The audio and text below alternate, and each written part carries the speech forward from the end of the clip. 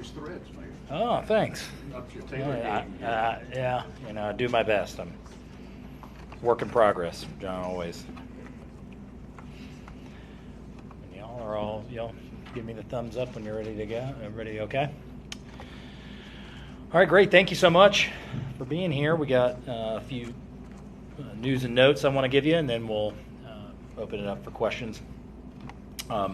We had my first town hall as mayor in District 7 at Sanders Beach, which was great, very well attended. I want to thank our citizens for attending and bringing us some really good questions, as well as our staff for being there to take questions. And it's not just the questions that happen there; it's the before and after. And I really think we're in the people business, and I think it's important for our citizens to know who our Parks and Rec person is, who our Public Works person is, and I think that's an important relationship building for our community. So I really appreciate our staff taking the time out to do that, and I thought it went really well.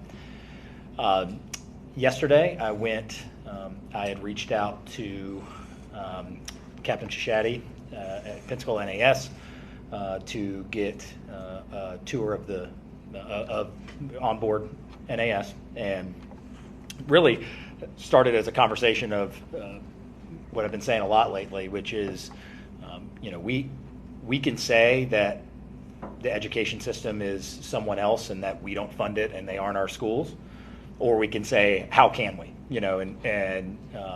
So the education system is an integral part of the success of this community, whether it's our budget or whether it's our employees or not.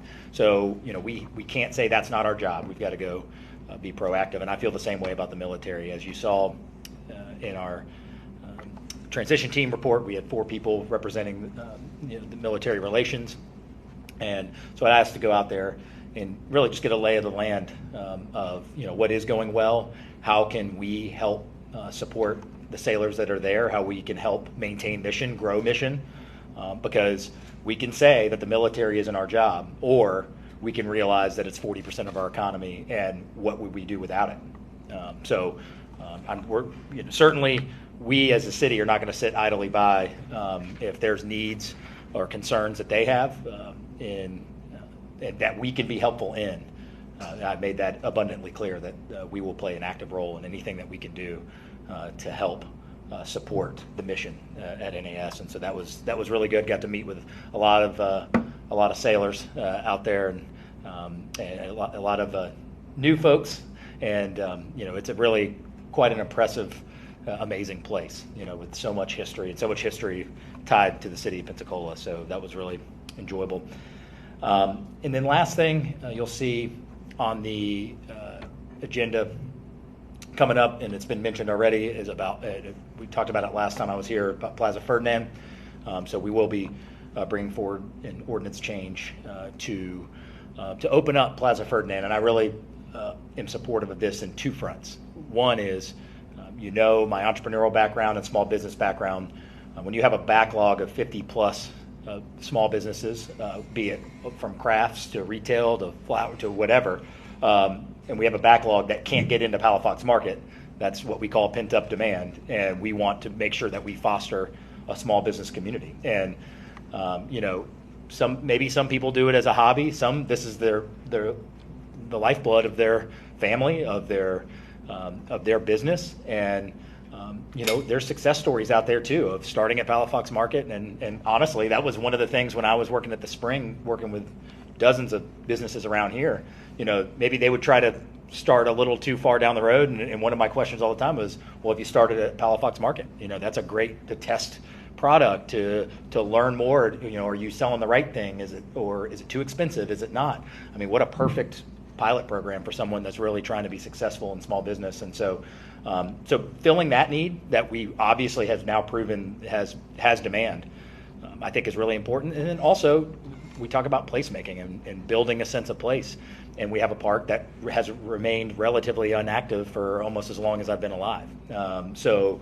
I think this is something that we should try, and we have really done, and I give a lot of credit to Chris Stoltz, our arborist, our Parks and Rec staff, Walker at the DIB, we put a lot of thought into this, and we walked the grounds, and we know the history there. We're respectful of that. We certainly know how important the tree canopy is there, and maintaining that. It is a beautiful space within the heart of our downtown. But what you'd also know, and I give Councilwoman Broughton credit for this, is, when I mentioned this to her a long time ago, probably even before I was in position, she's like, well, you know what it was before 1821, what that space was. And I was like, no. And she's like, well, it was a Spanish market. So if we talk about history and wanting to make sure we respect our history, before this was even the state of Florida, that's what that space was used for, was that exact same reason. So I'm really excited about that potential, and certainly hope that the council sees it the same way. And obviously that would take a couple readings. We would have an interlocal agreement with DIB that would come later in February, but you'll see that on our next council agenda, or at the agenda conference next week. A couple other quick news and notes. I'll get to your questions. The Port of Pensacola, you may have seen that we've had record-breaking cargo activity in 2022. So it's the most that we've had in 15 years. And so we handled 425,277 tons. It's a 55% increase from last fiscal year. So obviously great news and great work happening out there at the port. I did mention before with the parking questions last time that the text to pay, or pay by text, for the City of Pensacola parking, again, the blue lots, that will be rolling out on March 1st. So you'll see more and more from us marketing that overtly. Certainly our media partners would love to, make sure you get the word out for us between now and March 1st about, because what we realize, and what I mentioned to you before, is it may not be the 50 cents an hour that deters you from coming downtown. It's the experience, and we know that we've made great strides, our parking department has, in continuing to build that as a good experience, but we think this is another step, let's just make it as easy as possible on everybody. Sometimes getting frustrated with the machine or something like that, this should help alleviate that. And certainly anybody that has been frustrated by it, we want them to give us another try come March 1st, that we can make it really as easy as possible. So we'll continue to mention that between now, of course, in the next 28 days.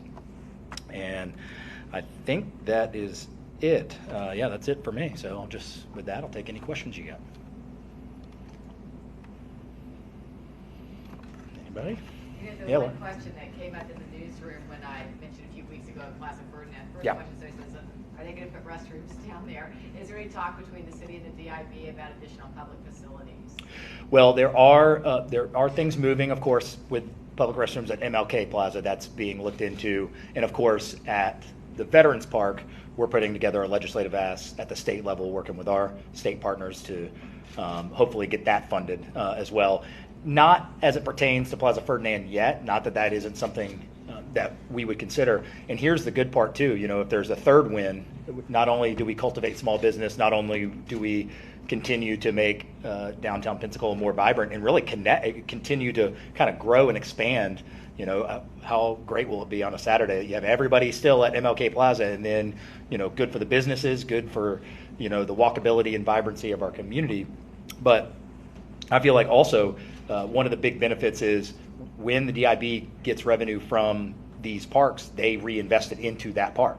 So those are the kinds of conversations that maybe we're not in position to have now that we could have, where we continue to build the amenities for the heart of our downtown, because we're not only helping small businesses, but that revenue is going to be reinvested back into the park. And so again, even the people who, if anybody's, a little hesitant about this change of opening it up a little bit, what I'd say is I think it honors our history.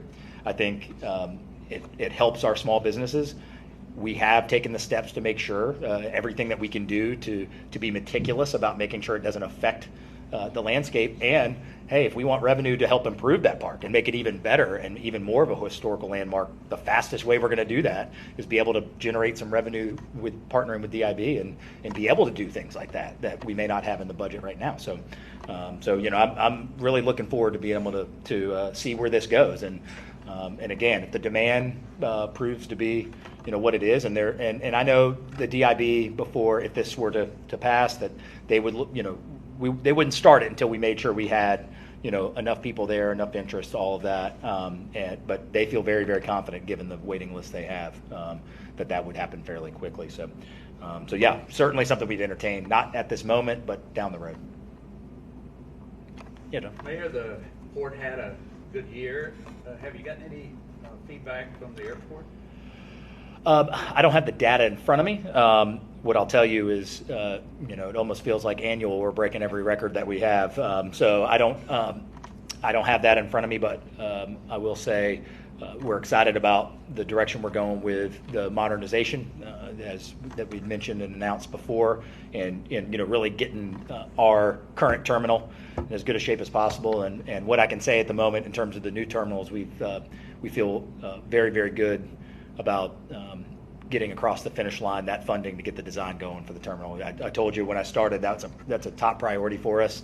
Another day without a design is another day without a new terminal. And so we have been working, our folks, and FDOT has been great to work with, and they understand the need for us. They understand the other threats of with new airports coming along, other airports expanding. We got to be in the game, and our team has done an admirable job so far, and we continue to push the envelope. But really the next level for us is getting that terminal done, and so I feel no news yet, but I feel very, very good, very confident that in pretty short order here, we're going to have, some good news on that front as well.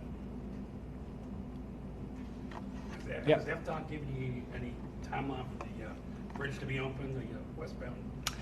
I have not heard that yet. I know there's been, a lot of speculation out there about, when that's going to be, but at this moment, I have not. I do expect we'll be getting an update again. I don't expect that to be too far off, but we have not heard anything yet. Anything else? All right. Well, that's it. Hey, thank you guys so much for being here. Appreciate it.